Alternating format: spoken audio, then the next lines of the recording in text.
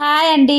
ఈరోజు మంగళవారం మా ఇంట్లో సెలబ్రేట్ చేసుకున్న బాపని ఎల్లమ్మకి మా అమ్మ కుడుంగు గిల్లు పోసింది. ప్రతిసారి మేము మేడారం వెళ్లే ముందు మంగళవారం మొదటగా ఇంట్లో ఉన్న ఎల్లమ్మ తల్లిని కొలుచుకున్నాక ఏ పండగైనా చేసుకుంటాం. ఎల్లమ్మ తల్లికి నైవేద్యంగా బెల్లం బూరెలు, సప్పటి కుడుములు 3 రకాలు అనగా పెసర్లు, కందులు, అలిసెందలు కలిపి సప్పిడి గుగ్గిళ్ళు చేసుకున్నాం. పాల నైవేద్యం కూడా చేసాం.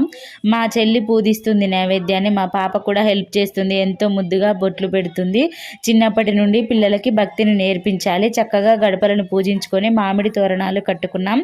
అమ్మ తల్లిని కూర్చోపెట్టే పీఠంను పూజిస్తుంది. ఆ తల్లికి ఎదురుగా కుడుకలతో బియ్యం కొలుచుకొని ఒక జాకెట్ ముక్క, పోకలు, ఖర్జూరాలు పెట్టుకోవాలి.